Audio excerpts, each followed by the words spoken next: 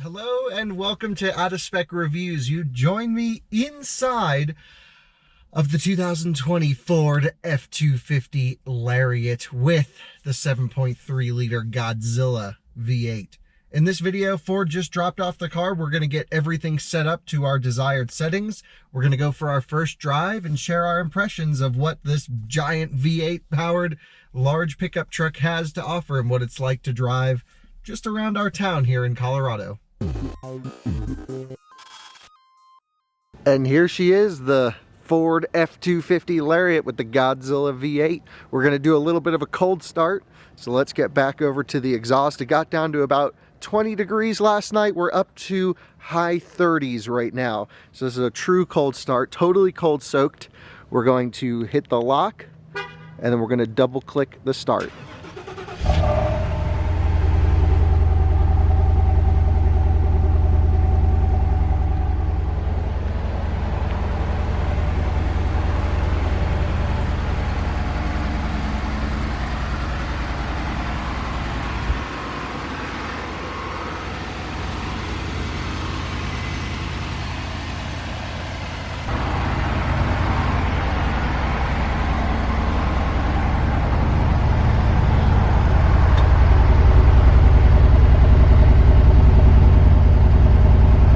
So I've just come in off the remote start, foot on the brake, engine start. I have the key fob in the car right here. And everything comes to life. Simple as that. Nice cold start right there. So this is going to be a new style of video for us. It's something I do whenever I get a car to review. So every week or a couple times a week when we get a vehicle dropped off in, I go through, I set up all the settings, I get it to where I think it would be, and then take it for a first drive. So I figured let's bring you guys along for this one and see if you enjoy that kind of thing. First off, the window sticker. I'll include a copy of this, of course, so you can look over with me. We're going to go through what this truck is. So it's a 2020 F-250 single rear wheel 4x4 crew cab. So 4 doors, not a dually, and the 250, of course. This one has the 10,000 pound GVWR package, so it can tow, it can haul pretty well. It's got a 430 rear axle, which is great for towing. We have the 10-speed auto, and of course the 7.3 liter V8 Godzilla engine, which is pretty impressive. We'll definitely have to try out that engine, see what it's like to drive around, maybe take it up into the mountains, we'll see. But in this video, we're doing our first impressions. Let's go through some of the options. You know, there's tons of different trims of F-150. This is Lariat. So this is kind of the first step into getting a nice one. It's not a platinum or a limited, but it is really nice, you know, no King Ranch. But this is probably the one that it's the smart money. It's if you're going to be doing a little bit of work and maybe you're doing a little bit of luxury and driving it every day, this is kind of the sweet spot. Now, that's not to say this truck's cheap. Now, on the window sticker, it doesn't actually say MSRP. This particular one's a pre-production truck. It won't ever be sold, but I spec'd one out similar on the website, 2021. There's really no difference between the model years, minor optional changes, and it was like $70,000. Nearest makes no difference. So not a cheap piece of equipment, but still a useful one. We're going to see how useful it really is. So options list on this one. This one has package 608A. I don't know what that is. It has the 7.3 liter Godzilla V8. That's a few $1,000 option. It has the 10-speed auto. It has the 430 electronic locking rear axle. It's got the gooseneck hitch kit. If you guys watch our friends over at TFL, this is the exact truck that they did their Super Ike or Ike Gauntlet towing test with, you know, wide open up I-70. And, you know, so this thing's been through a lot. It has 15,000 miles on it, which is a ton for a media vehicle, but it's a truck, so does it care? Probably not. We have all-weather floor mats, chrome package. Yeah, way too much chrome for me on the outside of this thing. It's got chrome wheels, you know, all that stuff. 10,000 pound GVWR, 50 state emissions. It's got the Trailer Pro backup assist, so I can twist this knob and it'll move the truck around to help us back up a trailer, so we don't have to think right is left and left is right. So that'll be interesting to try out. We have adaptive steering. This is something I'm very excited to try out. The steering ratio changes based on your driving behavior. So at low speed, you should have less rotations and lighter feel than at high speeds, where it should stiffen up and loosen the rack, slow down the rack a little bit. So that'll be interesting. We have the LED headlights, which look awesome. They have that nice bright white LED ring around the outside. Wheel well liners sprayed in, or I should say front and rear wheel well liners, but the bed liners sprayed in. It has leather 40 console 40 seat, that's the front. Lariat Ultimate package, which comes with nav, LED box lighting, which is super bright. I tried that last night. Remote start system, we already did that in this video. The tailgate step, so it has a little step that folds out and you climb in. Ford's been doing this for years, but still a really unique way to get into the trailer, or get into the bed.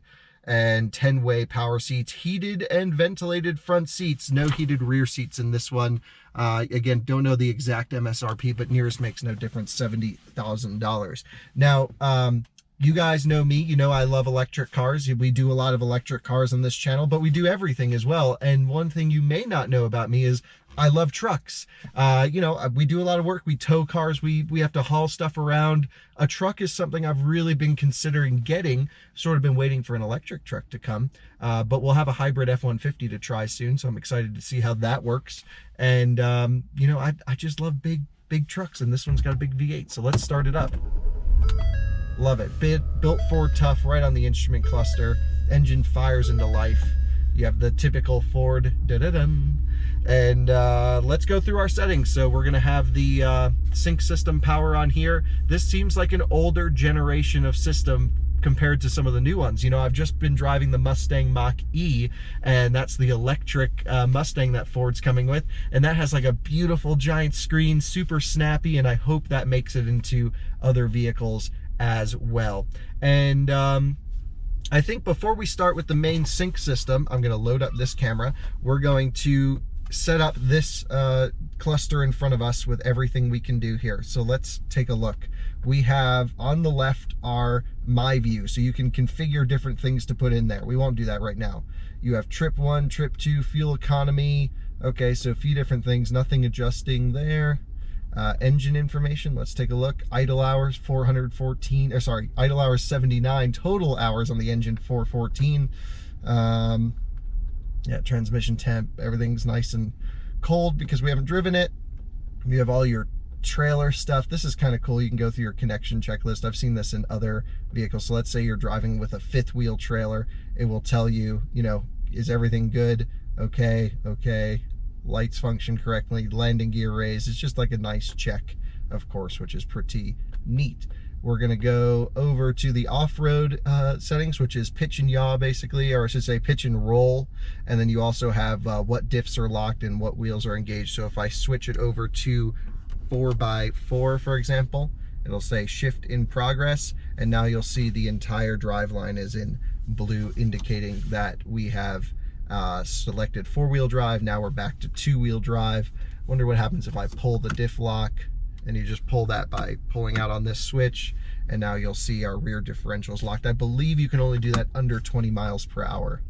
Now we'll go into our settings. So this truck's got some cool things. It's got blind spot monitoring. So there's a little indication right there in the mirror that will tell you if there's a vehicle in your blind spot. Sensors are baked into the rear taillights. We have rear cross traffic alert, driver alert. Pre-collision stuff, let's take a look. So we have alert sensitivity, so this will slam on the brakes for us if we are about to crash into something. So that's pretty cool. Has lane keeping as well. We'll be trying that. That's those 2 lines above park, reverse, neutral, drive. That's saying that lane keeping is on. I can also quickly shut that off with this button right here, and then you'll see lane keeping system off, on. What else do we have? Advanced settings. Ooh, vehicle. Okay. Auto engine off, a 30-minute max idle. Sure, we don't want to let this thing idle more than 30 minutes. Easy entry exit. That's for the seat and steering wheel moving. Yes. Lighting, auto lamp delay. Ooh, 120 seconds is a long time. I'm sure 20 seconds is fine. Auto high beam. No, auto high beams never work for me. Not just in Ford products, but anyone. I like to have full control. Daytime lights. Yes, I love those. LED lights. We have auto lock, auto unlock, remote unlock, all doors. Yes, that all works. Basically what that's saying is on the first click of the unlock, do you want it to unlock just the driver's door or all doors in the cabin? We want it to do all doors in the cabin. Mirrors, interesting. Auto fold. So when we get out and lock the car, the mirrors, I can do it manually here, will fold in. Another cool touch about the mirrors, by the way, is they have the towing mirror extensions, something I believe Ford pioneered. You can just push them out. And if you want to seem like you're driving a bigger truck, you can just drive with your mirrors out all the time. Although our videographer Timon, it drives him crazy. I do it just to annoy him. So let's go back here. We're going to go to more settings. We're going to go to neutral tow. This is interesting. Preconditions not met. If you know what neutral tow is, let me know, because I do not know. Alarm, all sensors, ask on exit, sure. Remote start, let's see what this is.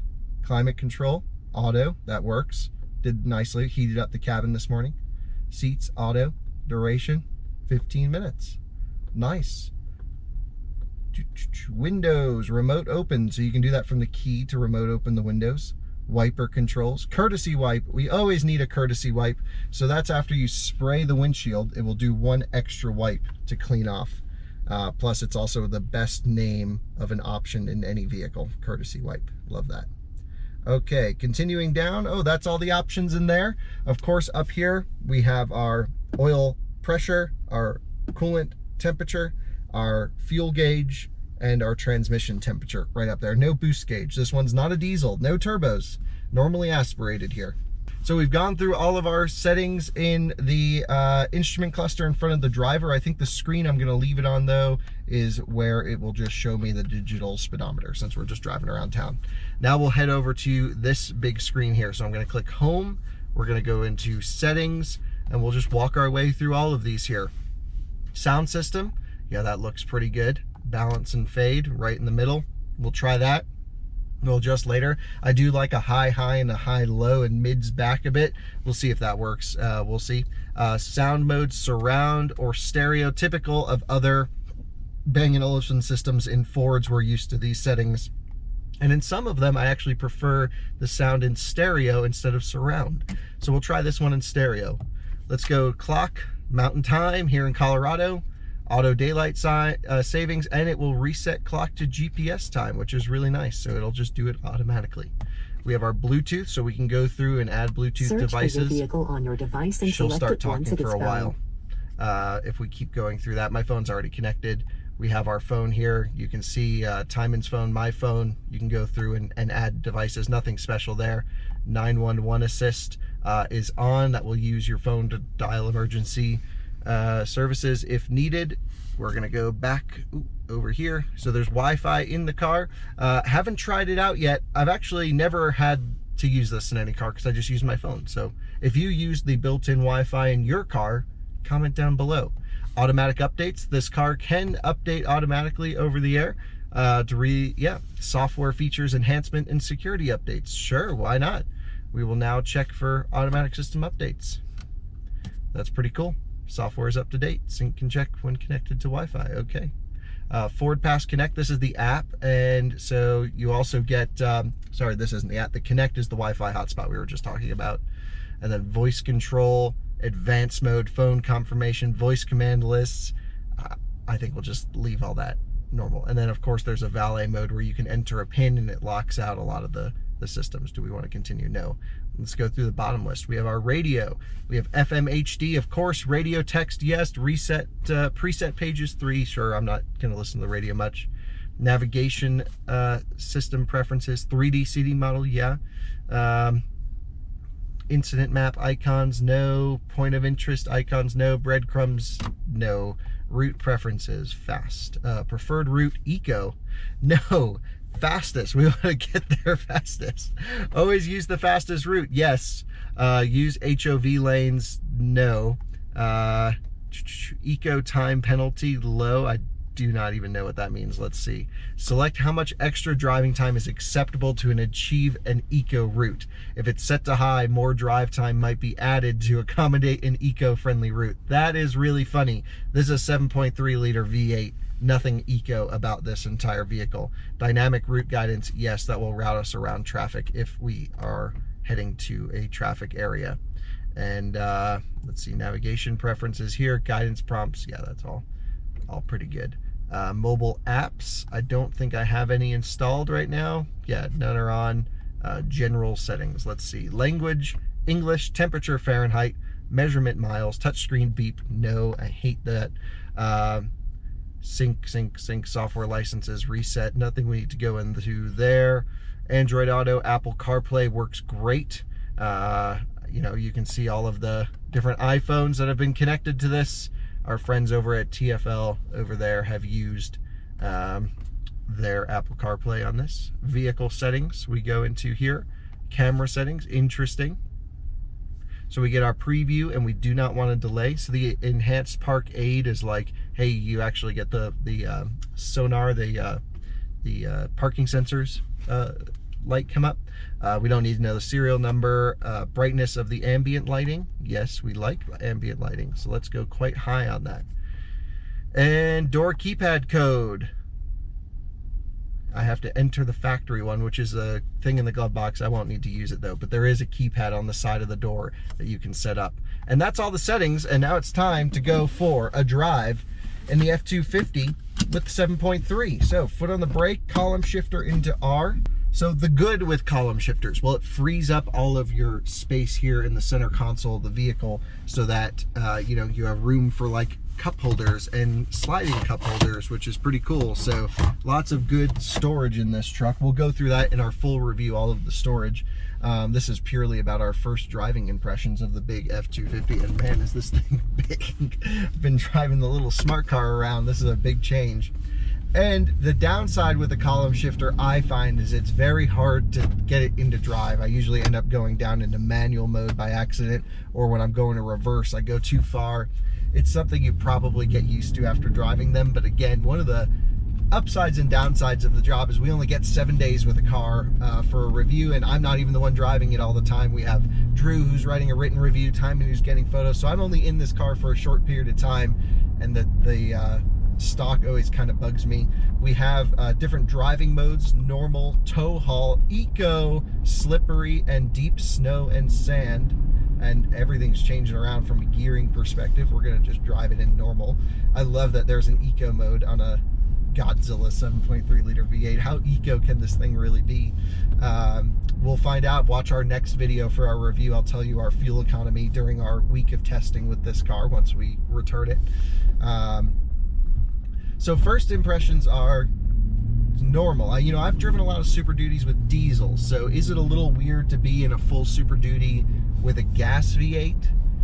Yes. Also, the gas V8s have always been kind of the weaker option. Like, you would always want the diesel, but I think at least on paper, this 7.3 makes the best case for a gas engine to not get the diesel. You know, the diesel is almost a $10,000 option in this truck.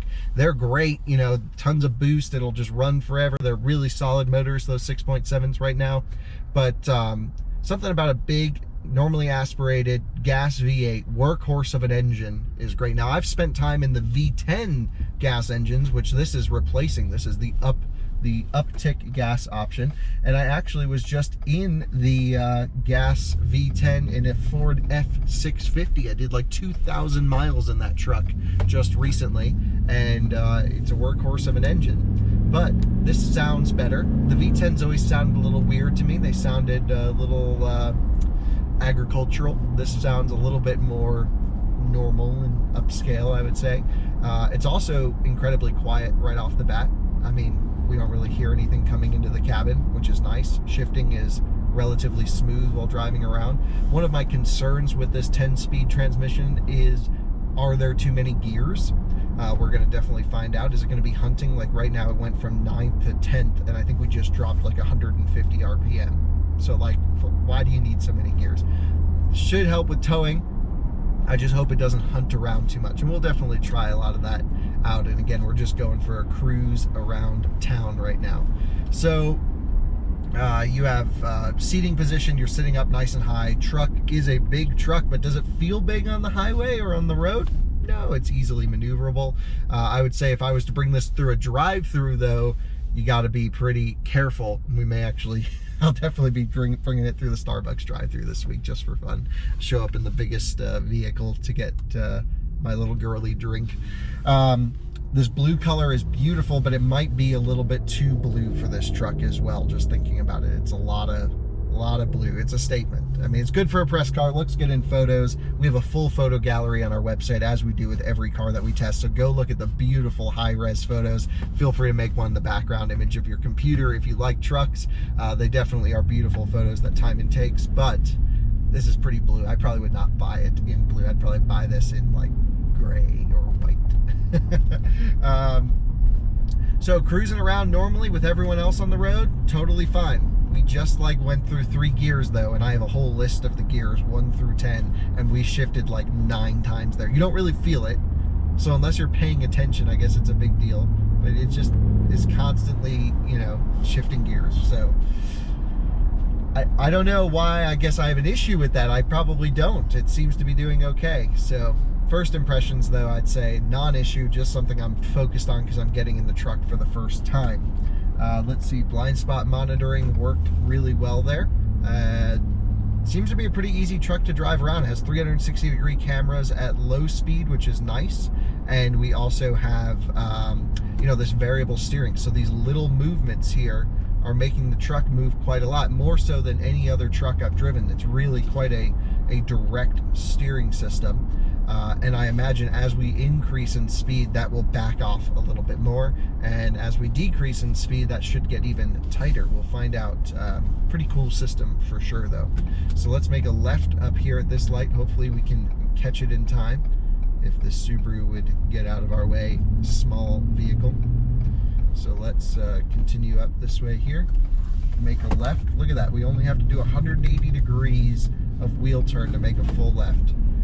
What a cool system that is. Normally trucks, you're like doing this all the time. So is this finally one of the first trucks you can drive around the city comfortably? No, I still do not think so.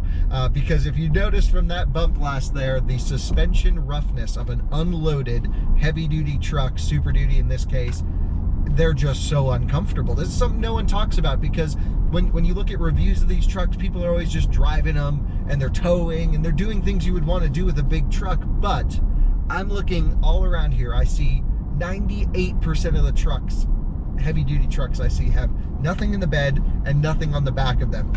And we don't really know what these things drive like, you know, hear about them with nothing in the car, and it's bad. I mean, for this to tow a lot, it's got to have pretty stiff suspension. It's got to handle all that weight in it, and that just means you get a very compromised ride driving around. I mean, the fact that people buy these things just to daily drive as a statement and never to use for work, man, you're just getting beat up over these bumps all the time. It's a big truck, poor fuel economy for that kind of thing. It's a work truck, so do you just get a base one, or if you're dailying it, do you get a platinum or one of the really high spec ones? And that's where you end up with this Lariat, because it's kind of right in the middle.